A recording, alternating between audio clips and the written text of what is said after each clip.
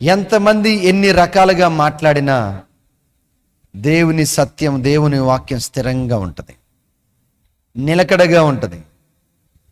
ఎవరు ఎంతమంది ఎన్ని రకాలుగా 100 మంది 100 రకాలుగా మాట్లాడినా వాస్తవాన్ని ఎవ్వరూ మార్చలేరు, అవాస్తవాన్ని చేయలేరు, సత్యాన్ని అసత్యంగా మార్చలేరు.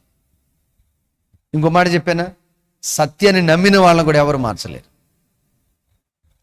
సత్యాన్ని మార్చలేకపోవడమే కాదు, సత్యాన్ని నమ్మిన వాళ్ళు కూడా మార్చలేరు.